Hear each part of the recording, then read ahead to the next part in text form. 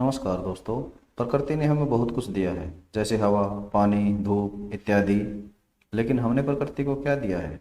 वैसे ही जिस देश में हम पैदा हुए, उसने हमें सुरक्षा, समानता, घूमने फिरने रहने की आज़ादी व विचार प्रकट करने की स्वतंत्रता दी है। लेकिन क्या हम अपने देश के प्रति पूर्ण निष्ठावान हैं? कहीं हमारे निजी स्वार्थ हमारे देश प्रेम व देशभक्ति के आड़े तो नहीं आ रहे? क्या हम इस देशभक्ति की भावना को आने वाली भावी पीढ़ियों को दे पा रहे हैं? कुछ ऐसी ही शिक्षा देती है कहानी आज मैं आपके लिए लेकर आया हूँ। इस कहानी का कथानक जिस मूर्ति के इर्द गिर्द घूमता है, वह एक ऐसे देशभक्त स्वतंत्रता सेनानी की है जिसकी लोकप्रियता एक दौर में गांधी जी से भी अधिक बढ़ गई थी। और अपने देश को आज़ाद करवाने के लिए न केवल उसने अपने घर बार को छोड़ा, बल्कि देश को छोड़कर जापान जाना पड़ा। वहाँ जाकर उन्होंने आज़ाद हिंद फौज की स्थापना की और दिल्ली चलो, तुम मुझे खून दो, मैं तुम्हें आज़ादी दूंगा जैसे नारे दिए। बर्मा के रास्ते भारत में बैठी अंग्रेजी हुकूमत के खिलाफ युद्ध किया। हाँ, वो थे नेताजी सुभाष चंद्र बोस। यह कहानी उन्हीं के मूर्ति और चश्मे के इर्द गिर्द घूमती है। चलिए शुरू करते हैं इस कहानी को। मैं हूं आपका दोस्त रविंदर कुमार और इस कहानी का शीर्षक है नेताजी का चश्मा, जिसके लेखक हैं श्री स्वयं प्रकाश जी। इस कहानी के चार प्रमुख पात्र हैं। एक हवलदार साहब, जो एक कंपनी में बड़े पद पर कार्यरत हैं। दूसरे मोतीलाल जी, जो स्थानीय स्कूल के ड्राइंग मास्टर व मूर्तिकार हैं। तीसरा पानवाला, जो काला, मोटा व खुशमिजाज आदमी है। चौथा कैप्टन चश्मे वाला, जो इस कहानी का प्रमुख नायक है। चलिए शुरू करते हैं अपनी कहानी। हवलदार साहब को हर 15वें दिन अपनी कंपनी के काम के सिलसिले में कस्बे से गुजरना पड़ता था। कस्बा ज़्यादा बड़ा नहीं था। वहाँ कुछ पक्के और कुछ कच्चे मकान थे। एक छोटा सा बाजार भी था। कस्बे में लड़के और लड़कियों के लिए स्कूल था। एक सीमेंट का छोटा सा कारखाना था। 2 ओपन एयर सिनेमा घर और एक नगर पालिका भी थी। नगर पालिका तो थी, वह कुछ ना कुछ काम भी करती रहती थी। कभी सड़क बनवा दी, कभी पेशाब घर बनवा दिए, कभी कबूतरों की छतरी बनवा दी, तो कभी कभी सम्मेलन करवा दिया। इस नगर पालिका में कोई उत्साही बोर्ड या कोई प्रशासनिक अधिकारी एक बार शहर के मुख्य चौराहे पर एक सुभाष चंद्र बोस की संगमरमर की मूर्ति लगवाता है। यह कहानी उसी मूर्ति के विषय में है, बल्कि उसके छोटे से हिस्से के बारे में है। पूरी बात तो लेखक को भी पता नहीं, लेकिन लगता है कि उस समय अच्छे मूर्तिकार की जानकारी उन्हें नहीं थी। लेकिन मूर्ति ये भी हो सकता है कि मूर्ति की में जितना लागत आनी थी उतना बजट उनके पास नहीं था। और ये भी हो सकता है कि समय अधिक ना होने के कारण वो चिट्ठी पत्री में समय बर्बाद नहीं करना चाहते थे और जल्द से जल्द मूर्ति बनवाना चाहते थे। इसीलिए इस काम को स्थानीय स्कूल के इकलौते हाई स्कूल के ड्राइंग मास्टर व मूर्तिकार मोतीलाल जी को यह काम सौंप दिया गया।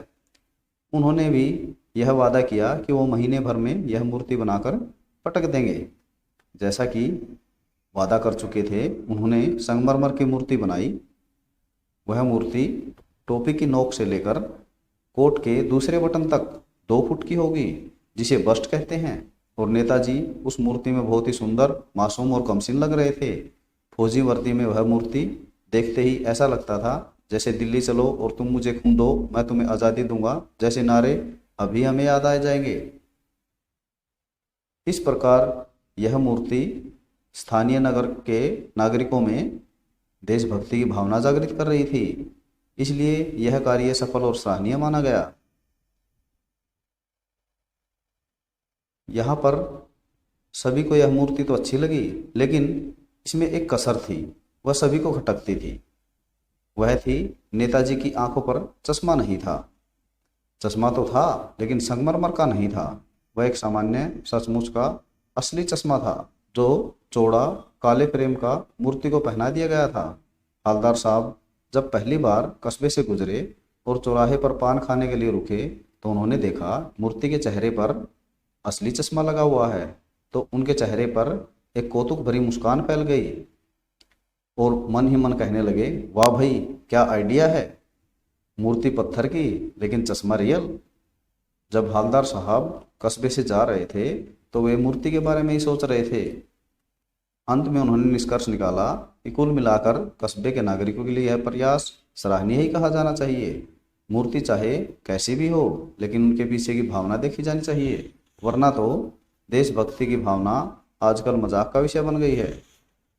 दूसरी बार जब हवलदार साहब वहां से गुजरते हैं तो मूर्ति में कुछ अंतर दिखाई देता है।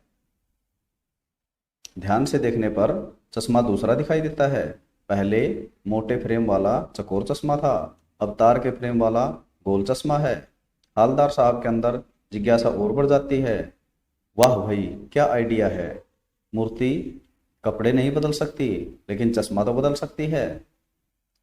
जब तीसरी बार हवलदार साहब नया चश्मा देखते हैं, इस बात पर बहुत जिज्ञासा होती है, लेकिन उन्हें अब इसकी आदत पड़ गई है। वो जब भी कुछ कस्बे से गुजरते तो चौराहे पर रुकते, पान खाते और मूर्ति को ध्यान से देखते। लेकिन जब उनकी जिज्ञासा उन्हें सताने लगी तो उन्होंने पान वाले से पूछ ही लिया, क्यों भाई, क्या बात है, यह तुम्हारे नेताजी का चश्मा हर बार कैसे बदल जाता है। पान वाले ने खुद के मुंह में पान ठूस रखा था। वह काला, मोटा और खुशमिजाज आदमी था। हवलदार साहब के प्रश्न सुनकर वह आंखों ही आंखों में हंसा और उसकी तोंद थिरकने लगी। पीछे घूमकर उसने अपनी दुकान के पीछे पान थूका और लाल काली बत्ती सी दिखाते हुए हवलदार साहब से बोला, कैप्टन चश्मे वाला करता है। हवलदार साहब ने पूछा, क्या करता है। पान वाले ने समझाया, चश्मा चेंज कर देता है। हवलदार साहब अब भी समझ नहीं पाए थे, क्या मतलब है, क्यों चेंज कर देता है।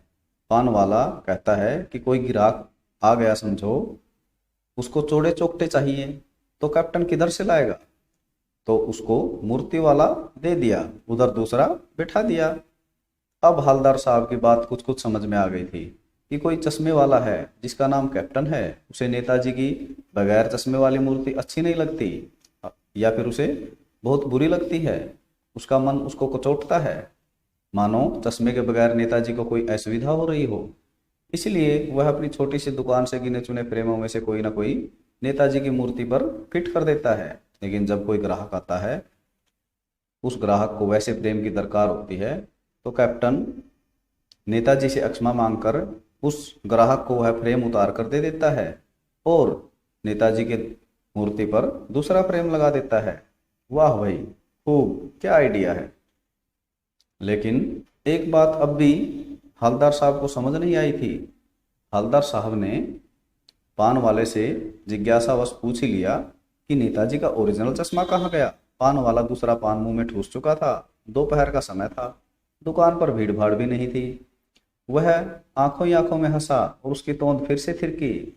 उसने हवलदार साहब को बताया कि मास्टर बनाना भूल गया।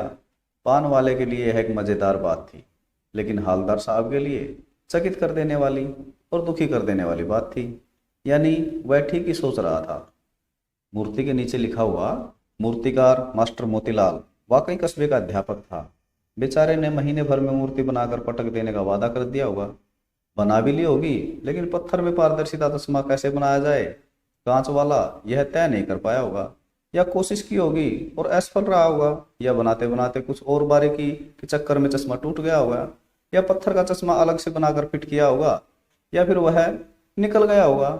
उफ, ऐसी बातें सोचते सोचते हवलदार साहब पान वाले के पैसे चुका करके चश्मे वाले की देशभक्ति के आगे नतमस्तक होकर के अपनी जीप की तरफ चल पड़ते हैं। लेकिन फिर वो रुकते हैं, पीछे मुड़ते हैं और पान वाले के पास जाकर पूछते हैं कि क्या कैप्टन चश्मे वाला नेताजी का साथी है या आजाद हिंद फौज का भूतपूर्व सिपाही। पान वाला नया पान खा रहा था। पान पकड़े अपने हाथ को मुंह से 1.5 इंच दूर रोक करके हवलदार साहब को ध्यान से देखा, फिर अपनी लाल काली बत्ती सी दिखाई और मुस्कुराकर बोला, नहीं साहब, वो लंगड़ा क्या जाएगा फौज में, पागल है पागल। वो देखो, वो आ रहा है, आप उसी से बात कर लो, फोटो वोटो छपवा दो उसका कहीं। हवलदार साहब को पान वाले के द्वारा एक देशभक्त का मजाक उड़ाया जाना अच्छा नहीं लगा। मुड़कर देखा तो हवलदार साहब चकित रह गए। एक बेहद बूढ़ा मरियल सा लंगड़ा आदमी, सिर पर एक गांधी टोपी और आंखों पर काला चश्मा लगाए, एक हाथ में छोटी सी संदूकची और दूसरे हाथ में एक बांस पर टंगे हुए कुछ चश्मे के फ्रेम, अभी अभी एक गली से निकला था और अब एक दुकान के सहारे अपना बांस टिका रहा था। तो इस बेचारे की दुकान भी नहीं है, ऐसा हवलदार साहब सोचने लगते हैं। यह तो फिर ही लगाता है। हवलदार साहब चक्कर में पड़ गए। वे पूछना चाहते थे कि इसे कैप्टन क्यों कहते हैं,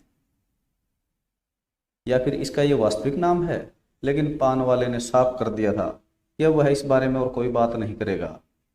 ड्राइवर भी बेचैन हो रहा था और उस दिन उन्हें काम भी था, इसलिए वो जीप में जाकर बैठ गए। 2 साल तक हवलदार साहब अपने काम के सिलसिले में उस कस्बे से गुजरते रहे। नेताजी की मूर्ति में बदलते हुए चश्मों को देखते रहे, कभी गोल चश्मा तो कभी चकोर, कभी लाल कभी काला, कभी धूप का चश्मा तो कभी बड़े कांचों वाला गोगो चश्मा, पर कोई ना कोई चश्मा होता जरूर। उस धूल भरी यात्रा में हवलदार साहब को कौतुक और प्रफुल्लता के कुछ क्षण देने के लिए फिर एक बार ऐसा हुआ कि मूर्ति के चेहरे पर कोई भी कैसा भी चश्मा नहीं था। उस दिन पान की दुकान भी बंद थी, चौराहे की अधिकांश दुकानें बंद थी। अगली बार भी मूर्ति की आंखों पर चश्मा नहीं था। हवलदार साहब ने पान खाया, धीरे से पान वाले से पूछा, क्यों भाई, क्या बात है, आज तुम्हारे नेताजी की आंखों पर चश्मा नहीं है? पान वाला उदास हो गया। उसने पीछे मुड़कर मुंह का पान नीचे थूका और सिर झुकाकर अपनी धोती के सिरे से आंखें पोंछता हुआ बोला, साहब, कैप्टन मर गया। और कुछ नहीं पूछ पाए हवलदार साहब। कुछ पल चुपचाप खड़े रहे, फिर पान के पैसे दिए और जीप में जाकर बैठ गए और रवाना हो गए। बार बार सोचते क्या होगा उस कौम का जो अपने देश की खातिर घर गृहस्थी, जीवन जिंदगी सब कुछ होम देने वालों पर भी हंसती है और अपने लिए बिकने के मौके ढूंढती है। दुखी हो गए। 15 दिन बाद फिर उसी कस्बे से गुजरे। कस्बे में घुसने से पहले ही ख्याल आया कि कस्बे की हृदय स्थली में सुभाष चंद्र बोस की प्रतिमा लगी हुई है, लेकिन सुभाष की आंखों पर चश्मा नहीं होगा क्योंकि मास्टर बनाना भूल गया और कैप्टन मर गया। सोचा आज वहां नहीं रुकेंगे, पान भी नहीं खाएंगे, मूर्ति की तरफ देखेंगे भी नहीं, सीधे निकल जाएंगे। ड्राइवर से कह दिया चौराहे पर रुकना नहीं है, आज बहुत काम है, पान आगे खा लेंगे। लेकिन आदत से मजबूर आंखें चौराहे पर जाते ही मूर्ति की तरफ उठ गई। कुछ ऐसा देखा कि चीखे, रोको। जीप स्पीड में थी। ड्राइवर ने जोर से ब्रेक मारे। रास्ता चलते लोग देखने लगे। जीप रुकते न रुकते हवलदार साहब जीप से कूद कर तेज तेज कदमों से मूर्ति की तरफ लपके और उसके ठीक सामने जाकर अटेंशन में खड़े हो गए। मूर्ति की आंखों पर सरकंडे से बना छोटा सा चश्मा रखा हुआ था, जैसा बच्चे बना लेते हैं। हवलदार साहब भावुक हैं। इतनी सी बात पर उनकी आंखें भर आई। ये थी हमारी कहानी। आशा करता हूँ आपको यह वीडियो पसंद आया होगा। इस कहानी के प्रश्नोत्तर मैं अगली वीडियो में लेकर के आऊँगा। इसी के साथ मैं आपसे विदा लेना चाहता हूँ। नमस्कार, धन्यवाद, जय हिंद।